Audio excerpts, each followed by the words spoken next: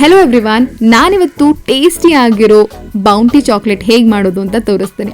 ಇದಕ್ಕೆ ಬೇಕಾಗಿರೋದು ತುಂಬ ಕಡಿಮೆ ಇಂಗ್ರೀಡಿಯೆಂಟ್ಸು: ಕೊಕೊನಟ್, ಮಿಲ್ಕ್ ಮೇಡ್ ಹಾಗೆ ಚಾಕ್ಲೇಟ್. ಡಾರ್ಕ್ ಚಾಕ್ಲೇಟ್ ಇದ್ರೂ ನಡೆಯುತ್ತೆ, ಟೇಸ್ಟ್ ಚೆನ್ನಾಗೇ ಬರುತ್ತೆ. ನಾನಿಲ್ಲಿ ಅರ್ಧ ಕೊಕೊನಟ್ ತೊಗೊಂಡಿದ್ದೀನಿ. ಫಸ್ಟು ಕೊಕೊನಟ್ನ ತೆಕ್ಕೋಬೇಕಾಗತ್ತೆ ಚಾಕುನಲ್ಲಿ. ತುರ್ಕೊಂಡ್ರೆ ಬ್ರೌನ್ ಪೀಸಸ್ಸು ಬರೋದ್ರಿಂದ ಡೆಸಿಕೇಟೆಡ್ ಕೊಕೊನೆಟು ವೈಟ್ ಆಗಿರೋದಿಲ್ಲ. ಸೊ ಹಾಗಾಗಿ ಈ ಥರ ಚಾಕುನಲ್ಲಿ ತೆಕ್ಕೊಳ್ಳೋದೇ ಒಳ್ಳೆ ಆಪ್ಷನ್. ಇದನ್ನು ತೆಕ್ಕೊಂಡ್ಮೇಲೆ ಸ್ವಲ್ಪ ವಾಶ್ ಮಾಡಿಕೊಂಡು ನಂತರ ಅದರ ಮೇಲಿರೋ ಸಿಪ್ಪೆನ ತೆಗಿಬೇಕಾಗುತ್ತೆ. ಸ್ವಲ್ಪ ಸ್ಲೋ ಪ್ರೋಸೆಸ್ಸು, ಬಟ್ ಆದರೆ ತೆಗಿಬೋದು. ಇದರಿಂದ ಆ ಡೆಸಿಕೇಟೆಡ್ ಕೊಕೊನಟ್ ಏನು ಬರುತ್ತೆ ಅದು ಅಂಗಡಿಯಿಂದ ತಗೊಂಬಂದಿರೋ ಅಷ್ಟೇ ಕ್ಲೀನಾಗಿ ಬರುತ್ತೆ. ಇವಾಗ ಸಿಪ್ಪೆ ತೆಗೆದಿರೋ ಕೊಕೊನಟ್ನ ಚಿಕ್ಕದಾಗಿ ಕಟ್ ಮಾಡಿಕೊಂಡು ಮಿಕ್ಸಿಲಿ ಹಾಕಿ ಪೌಡರ್ ಮಾಡ್ಕೊಳ್ತಾ ಇದ್ದೀನಿ. ಪೌಡರ್ ಆದಮೇಲೆ ಇದನ್ನು ನಾನ್ ಸ್ಟಿಕ್ ತವಾ ಮೇಲೆ ಹಾಕಿ ರೋಸ್ಟ್ ಮಾಡಬೇಕು. ಸೊ ಯಾವಾಗಲೂ ನೆನಪಿರಲಿ, ಲೋ ಫ್ಲೇಮಲ್ಲಿ ಇಟ್ಕೊಂಡು ಮಾಡೋದ್ರಿಂದ ಅದು ಹೈ ಫ್ಲೇಮಲ್ಲಿದ್ದಾಗ ಕೆಂಪಗಾಗ್ಬಿಡುತ್ತೆ. ಸೊ ನಾವು ಎಕ್ಸ್ಪೆಕ್ಟ್ ಮಾಡಿರೋ ಕಲರ್ ಬರೋದಿಲ್ಲ. ಹಾಗಾಗಿ ಲೋ ಫ್ಲೇಮಲ್ಲಿ ಇಟ್ಟು ಅದರಲ್ಲಿರೋ ಮಾಯ್ಶ್ಚರ್ನ ಹೋಗಿಸ್ಬೇಕು ಫುಲ್ ಡ್ರೈ ಆಗೋ ತನಕ.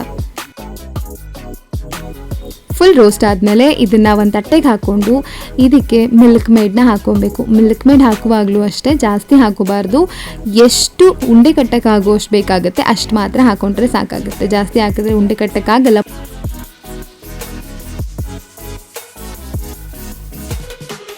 ಎಷ್ಟು ಉಂಡೆ ಕಟ್ಟಕ್ಕೆ ಬೇಕೋ ಅಷ್ಟು ಮಾತ್ರ ಹಾಕೊಂಡ್ರೆ ನಡೆಯುತ್ತೆ. ಇಲ್ಲಿ ನೋಡಿ, ಈ ಕನ್ಸಿಸ್ಟೆನ್ಸಿ ಬಂದರೆ ಸಾಕು. ಅದಕ್ಕೆ ಶುಗರ್ ಏನು ಆ್ಯಡ್ ಮಾಡಿಲ್ಲ. ಮಿಲ್ಕ್ ಮೇಡಲ್ಲಿ ಆಲ್ರೆಡಿ ಶುಗರ್ ಇರೋದ್ರಿಂದ ಸ್ವೀಟ್ ಆಗಿನೇ ಇರುತ್ತೆ ಆ್ಯಂಡ್ ಸಾಕಾಗುತ್ತೆ ಸ್ವೀಟ್ ಅಷ್ಟು. ಎಲ್ಲ ಮಿಕ್ಸ್ ಆದಮೇಲೆ ನಿಮಗೆ ಯಾವ ಶೇಪ್ ಬೇಕೋ ಆ ಶೇಪಿಗೆ ಇದನ್ನು ಉಂಡೆ ಕಟ್ಕೋಬೋದು, ಅಥವಾ ರೆಕ್ಟ್ಯಾಂಗಲ್ ಮಾಡ್ಕೊಳ್ತಿರೋ, ಸ್ಕ್ವೇರ್ ಮಾಡ್ಕೊಳ್ತಿರೋ, ನಿಮ್ಮ ಇಷ್ಟಕ್ಕೆ ಬಿಟ್ಟಿದ್ದು.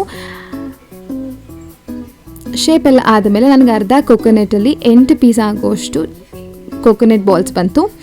ಈಗ ಇದನ್ನು ಚಾಕ್ಲೇಟಲ್ಲಿ ಡಿಪ್ ಮಾಡಬೇಕು. ಅದಕ್ಕೆ ನಾನು ಚಾಕ್ಲೇಟ್ನ ಮೆಲ್ಟ್ ಮಾಡ್ಕೊಳ್ತಾ ಇದ್ದೀನಿ. ಡೈರಿ ಮಿಲ್ಕ್ ಅರ್ಧ ಚಾಕ್ಲೇಟ್ನ ಹಾಕಿ ಮೆಲ್ಟ್ ಮಾಡೋಕ್ಕೆ ಇಟ್ಕೊಂಡೆ. ಚಾಕ್ಲೇಟ್ ಮೆಲ್ಟ್ ಆದಮೇಲೆ ಒಂದೊಂದೇ ಕೊಕೊನೆಟ್ ಬಾಲ್ಸ್ನ ಇದರಲ್ಲಿ ಹಾಕಿ ಡಿಪ್ ಮಾಡಿ ಚೆನ್ನಾಗಿ ಕೋಟ್ ಮಾಡಿದೆ. ಕೋಟ್ ಈವನಾಗಾದರೆ ಚೆನ್ನಾಗಿರುತ್ತೆ. ಎಲ್ಲನೂ ಕೋಟ್ ಆದಮೇಲೆ ಡೀಪ್ ಫ್ರೀಝರಲ್ಲಿ ಇಟ್ಟು ಒಂದು 3 ರಿಂದ 4 ಗಂಟೆ ಇಟ್ಟರೆ ಸಾಕಾಗುತ್ತೆ. ಸೊ ಅದಾದ ಮೇಲೆ ಇದನ್ನು ತೆಗೆದು ಟೇಸ್ಟ್ ಮಾಡಿ ನೋಡಿ, ನೀವೇ ಮತ್ತೆ ಮತ್ತೆ ಟ್ರೈ ಮಾಡ್ತೀರಾ.